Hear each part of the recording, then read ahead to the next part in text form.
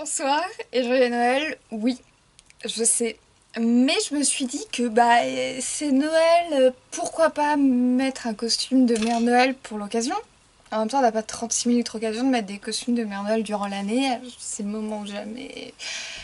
Et maintenant je me vois dans le retour de la caméra, je me dis, c'est peut-être pas la meilleure idée que j'ai eue dans ma vie, mais en tout cas ça reste une idée et rien que pour ça, je sais pas quoi. Mais disons qu'elle a le mérite d'exister. Alors, l'idée est également de faire un top 5 de mes films préférés vus au cinéma et sortis au cinéma cette année 2021. Allez, on commence, top 5. Ex aequo, le film Quesipan de Myriam Vero, adapté du livre Quesipan de Naomi Fontaine, écrit par Naomi Fontaine, et le film Playlist réalisé par Nina Antico, et c'est son premier film. Nina Antico est dessinatrice de BD normalement, et là elle a écrit et réalisé un film avec Sarah Forestier et Laetitia Doche. Et puis le narrateur, la voix off de l'histoire, est celle de Bertrand Belin, le chanteur, écrivain, comédien que j'aime beaucoup. À E3, je trouve qu'il y a une histoire formidable. Et puis Quesipan est un film québécois. J'ai déjà parlé de ces deux films durant l'année, j'ai fait des vidéos, donc je vous mets le lien dans les liens dans la description. Top 4. En top 4, j'ai mis La pièce rapportée d'Antonin Predjatko. Antonin, moi je l'appelle Anto, je le connais pas, mais voilà. L'histoire d'un personnage qui a une trentaine d'années, joué par Anaïs de Moustier, et d'un autre qui en a une 40, joué par Philippe Catherine. Elle est perdue un petit peu dans la vie, elle est délicate, joyeuse et amusante. Lui, c'est un fils à maman richissime. Ils se rencontrent et, et la mère de Philippe Catherine, qui est jouée par Josiane Balasco, n'aime pas du tout cette Anaïs de Moustier, du moins ce personnage, hein. Et c'est très drôle, c'est comme une pièce de boulevard. Moi j'avais adoré les films précédents du réalisateur, La fille du 14 juillet et La loi de la jungle, qui est tellement drôle, puis une absurdité confondante et merveilleuse, j'adore ça. Et ici c'est plein de gags à la fois visuels et de mots, ce que j'adore vraiment, c'est ma cam. Et puis en plus de ça, il y a des petits running gags et puis plein de petits détails à voir en arrière-plan, en plus de l'histoire du début, enfin la première histoire, l'histoire principale. On entend ma famille qui parle, bon, bref. Et j'aime énormément ce film, je vous le conseille. La pièce rapportée, en plus il est sorti il y a pas longtemps. Et Benjamin, je fais une vidéo, crie pas. C'est Noël, je t'en veux pas. En top 3, il y a La déesse des mouches à feu, un film de Anaïs Barbeau-Lavalette, qui est un film également québécois, inspiré d'un livre éponyme du même titre, La déesse des mouches à feu, qui lui est écrit par Geneviève Petersen. C'est écrit en québécois, j'adore la langue, j'adore la manière dont c'est écrit. J'aime énormément les romans francophones, c'est-à-dire les romans qui sont écrits en français mais pas en français de France. J'adore. J'aime beaucoup. Là, l'histoire, c'est celle... Donc, il y a des différences entre le livre et le film. J'aime beaucoup le film. Alors, j'ai aimé le livre, je me suis dépêchée de le lire avant de voir les films. Dans le film, ce qu'il faut savoir, c'est que déjà l'héroïne n'a pas le même âge. J'en dis pas plus. Et surtout, il y a des différences et ce que j'aime, c'est justement ce que la réalisatrice en a fait. Il y a sa propre interprétation, il y a une justesse des acteurs, il y a quelque chose... Elle porte le regard, un autre regard sur une même histoire, sur un même personnage central. Donc l'histoire est celle de Catherine, Kat, qui fête ses 16 ans. Et le jour de ses 16 ans, ses parents se disputent très violemment. Suite à ça, elle part de chez son père avec sa mère. Toutes les deux elles vont vivre dans un autre quartier. Et à partir de ce moment-là, il y a un déclic chez Kat. Elle va devenir une autre personne, notamment en côtoyant une nouvelle bande d'amis au lycée. Cette bande d'amis prend beaucoup de drogue, boit beaucoup d'alcool, sort tous les soirs, sèche les cours. Et Kat, elle va se perdre dans ce nouveau monde qui s'offre à elle. C'est à la fois, c'est très étrange parce que c'est à la fois une porte d'entrée et puis aussi une porte de sortie de la réalité. C'est magnifique. C'est un film très puissant, très sincère, c'est-à-dire que la bande d'adolescents entre eux est très très touchante.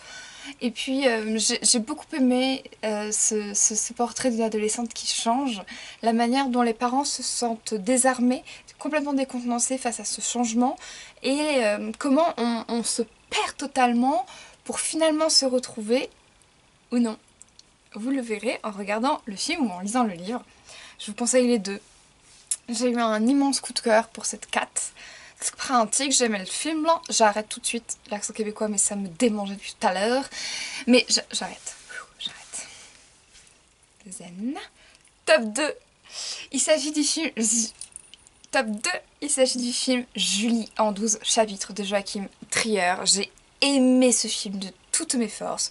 J'aime déjà les films précédents, notamment Au 31 août, qui est une réécriture, une réinterprétation de Le Feu Follet, le livre écrit par Dru La Rochelle en hommage à Jacques Rigaud, ainsi que le film Le Feu Follet, réalisé par Louis Malle, lui-même inspiré de ce même livre que je trouve génial. J'aime énormément ce film. Au 31 août est une réécriture contemporaine de cette histoire qui est très triste. Bon, j'avais beaucoup aimé Thelma, j'avais beaucoup aimé Back Home. Et là, j'attendais Julie en 12 chapitres et ça a été le coup de cœur de l'année. Un film, je ne pensais pas qu'il pouvait exister un tel film. Il y a eu un... Donc, l'histoire, je vais raconter l'histoire en quelques mots. Julie a une trentaine d'années. Elle a fait plein d'études différentes, plein de jobs différents. Là, elle travaille dans une librairie. Elle est avec un homme qui a 10 ans de plus qu'elle et qui est dessinateur de BD politiquement non correct. Ça me plaît beaucoup. Et en fait, elle est complètement perdue. Elle ne sait absolument pas ce qu'elle veut faire, ni aujourd'hui ni demain. Et elle change elle aussi. Elle évolue. Donc je vous en dis pas plus, il y a 12 chapitres. Moi je voulais qu'il y en ait d'autres. J'ai tellement envie d'avoir ces nouvelles. Je me suis évidemment identifiée à elle, mais je pense que beaucoup de femmes de ma génération se sont identifiées à elle parce que, je ne sais pas vous, mais j'ai en ce moment cette sensation que je suis face à une espèce de page toute blanche et que je sais pas où je dois écrire ce que je dois écrire. Je suis perdue quoi. Et là je me suis retrouvée face à un personnage qui se retrouve dans la même situation que moi. Sauf que Julie est absolument merveilleuse. Elle est forte sans le savoir, elle est sublime, elle est drôle, pétillante, intelligente. J'étais fascinée par elle. Je suis tombée complètement sous le charme de Julie. C'est pour ça que j'ai envie d'avoir de ses nouvelles. C'est un personnage très attachant. J'ai beaucoup aimé ce film et j'ai envie de le revoir. En fait, les films que je mets dans mon top sont des films que j'ai envie de revoir. C'est comme les enfants qui regardent 3 fois le même dessin animé. Ben là, c'est pareil. J'ai envie de les revoir. Bon voilà, j'ai lu le chapitre. Gros coup de cœur. Et c'est un film magnifique. C'est un film sublime sur le doute, sur la recherche de soi, sur l'évolution des relations et sur son identité, sur ce qu'on est, sur nos convictions. C'est très beau. Top 1 désormais, le film de l'année 2021, selon moi, c'est Annette, réalisé par Léos Carax avec Adam Driver et Marion Cotillard. Oui, alors je vous entends d'ici, normal qu'elle aime Oui, alors je vous entends d'ici, normal qu'elle aime Annette parce qu'il y a Adam Driver, elle qui est trop fan d'Adam Driver. Alors en fait, je suis tombée fan, en admiration pour Adam Driver, devant Annette. Parce que je me suis dit, waouh, enfin un acteur qui joue bien, qui joue pour de vrai. Là, il y a de l'interprétation. Après, je l'ai vu dans Le Dernier Duel et dans House of Gucci cette année, et à chaque fois, je me suis dit, waouh, mais c'est pas du tout le même homme, il emprunte bien le caractère à chaque fois de ses personnages, je le trouve formidable. Bref, donc j'ai adoré Annette. Annette raconte l'histoire merveilleuse, au sens fantastique, poétique également, d'un couple. Lui, il est humoriste, c'est un comique très très connu, et elle est chanteuse d'opéra lyrique, elle est toute précieuse, c'est Marion Cotillard, hein. Et tous les deux ont un enfant, une petite fille qui s'appelle Annette, et cette Annette est étrange. Hop, je n'en dis pas plus. Ce qu'il faut savoir sur ce film, c'est que c'est une forme de comédie musicale avec des chansons toutes composées par le groupe Spark, et j'aime énormément les chansons, notamment la toute dernière, la chanson finale. C'est impressionnant, elle est impressionnante. Bref, et ce film est génial. Je suis restée complètement happée, complètement scotchée. Il raconte plein de choses. Je pense qu'il est totalement polysémique. Je pense qu'on peut y voir 1000 interprétations, 1000 sens différents. Que c'est à la fois sur la domination de l'un ou l'autre dans un couple, sur la manière dont qu'une famille évolue, sur l'appel de la célébrité, de l'argent, sur la manière dont on devient fou, dont l'amour nous conduit à être quelqu'un d'autre. Enfin, c'est brillant, tant dans le fond que dans la forme. Et puis la fin est un arrache-cœur total.